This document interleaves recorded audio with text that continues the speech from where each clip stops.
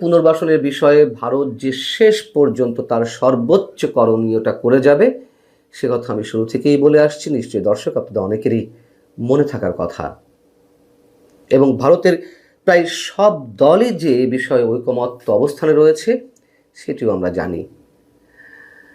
এখন যেটি শোনা যাচ্ছে যে গোপন স্থানে অবস্থান করেও সাবেক প্রধানমন্ত্রী আওয়ামী লীগ সভানেত্রী শেখ হাসিনা তিনি দলীয় নেতাদের সঙ্গে বৈঠক করছেন। শেখ হাসিনা তার দলীয় নেতাকর্মীদের উদ্দেশ্যে অডিও বার্তা দিয়ে আসছিলেন, অনলাইন বৈঠকগুলোতে নিয়মিত অংশ নিচ্ছিলেন এবং যেগুলোর কোনো কিছুই ডক্টর ইউনূস সরকার ঘোরতর আপত্তি জানিয়ে এলো তাতে কোনো প্রকার কর্ণপাত করেনি ভারত সরকার। এবং সবসময় ভারতের পররাষ্ট্র মন্ত্রণালয় কিংবা দায়িত্বশীল বিভিন্ন পর্যায় থেকে এগুলো ক্ষেত্রে বলা হয়েছে যে কারোর বাক স্বাধীনতায় বাধ সাধে না ভারত। এমনকি বিবিসিতে দিল্লিতে এবং কলকাতায় অফিস ভাড়া করে দলীয় কার্যক্রম পরিচালনা করছে সেখানে অবস্থানরত আওয়ামী লীগ নেতারা, এমন একটি প্রতিবেদনও তো প্রকাশিত হলো, যদিও সেটি অস্বীকার করেছে ভারতের পররাষ্ট্র মন্ত্রণালয়।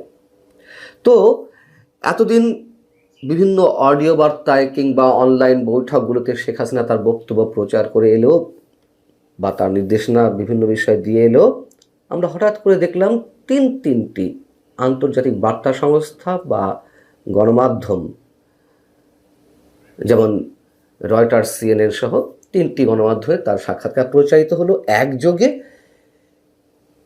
এটি তো আর ভারত সরকারের অনুমতি ছাড়া সম্ভব নয় নিঃসন্দেহে।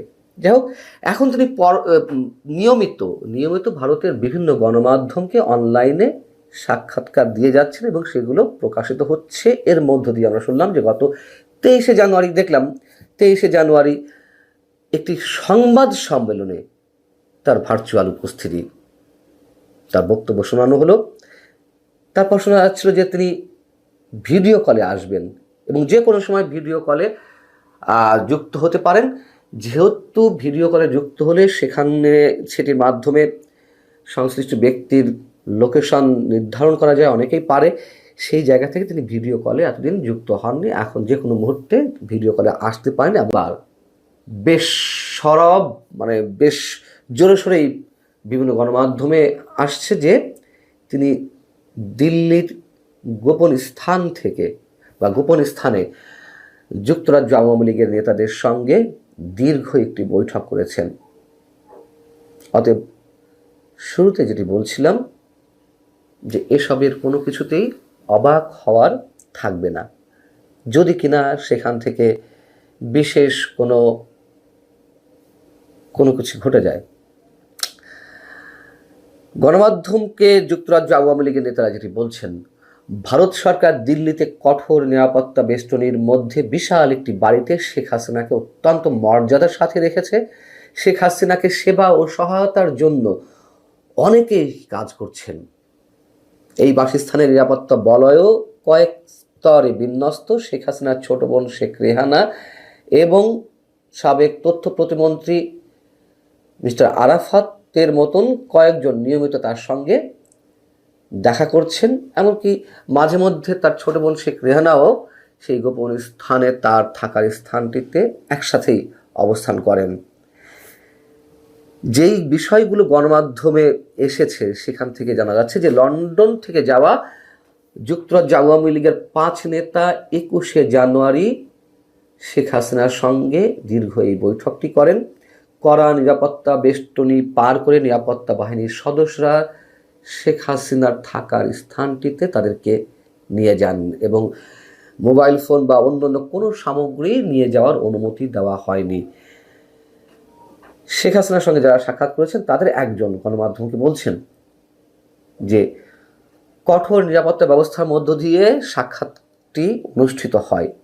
শেখ হাসিনার পারমিশনের পর নিরাপত্তা যাচাই করে যুক্তরাজ্য আওয়ামী লীগের এই দলকে নিরাপত্তা বাহিনীর গাড়িতে করে শেখ হাসিনার বসবাসরত বাড়িতে নিয়ে যাওয়া হয় এবং তারা বলছেন যে শেখ হাসিনাকে ওই সময় যথেষ্ট আত্মবিশ্বাসী, আত্মপ্রত্যয়ী বলে মনে হয়েছে এবং তার শরীর যে ভেঙে পড়েছে যেসব গুঞ্জন শোনা যাচ্ছিল তার আসলে কিছুই নয়, তবে শারীরিক ওজন কিছুটা কমেছে। যাই হোক, যে 5 নেতা শেখ হাসিনার সঙ্গে দেখা করেছেন যুক্তরাজ্য আওয়ামী লীগের, তাদের মধ্যে রয়েছেন আওয়ামী লীগের সভাপতি, সাধারণ সম্পাদক সহ সিলেট সিটি কর্পোরেশনের সাবেক মেয়র একজন আনোয়ারুজ্জামান চৌধুরী এবং যুক্তরাজ্য যুবলীগের যুগ্ম সাধারণ সম্পাদক।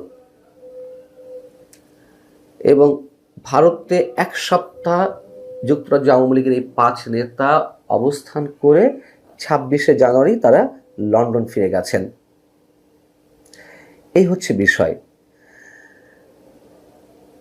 2024 সালের 10 ডিসেম্বর এই যুক্তরাজ্য আওয়ামী লীগের নেতাদের সামনে ভার্চুয়ালি ভাষণ দিয়েছিলেন শেখ হাসিনা। গত 21শে জানুয়ারি যে বৈঠকটি যুক্তরাজ্য আওয়ামী লীগের নেতাদের সঙ্গে হয়েছে, এটি নতুন কোনো বৈঠক নয়। এর আগেও আওয়ামী লীগের কয়েক নেতা একসঙ্গে, যারা কলকাতায় অবস্থান করছেন এই মুহূর্তে, তারা শেখ হাসিনার সঙ্গে বৈঠক করেছেন। অতএব খুব শিগগিরই যদি এইসব বৈঠকের মাধ্যমে কি হবে আমি নিশ্চিত নই, তবে এটুকু বলা যেতে পারে যে যদি বড় কিছু ঘটে যায় তাতে অবাক হওয়ার কিছু থাকবে না। রাজনীতিতে শেষ বলে কিছু নেই, সেই পুরনো কথাটি আমাদেরকে সবসময় মনে রাখতে হয়।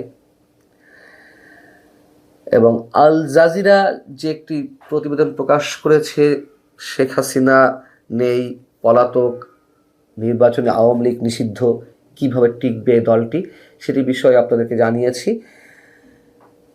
অতএব বাস্তবতার জায়গা থেকে যা কিছু দৃশ্যমান আমাদের সামনে, হঠাৎ করে তার মধ্য দিয়ে অনেক কিছু যদি ঘটেও যায়, নিশ্চয়ই সেখানে বিস্মিত হওয়ার কিছু থাকবে না, খুব স্বাভাবিকভাবেই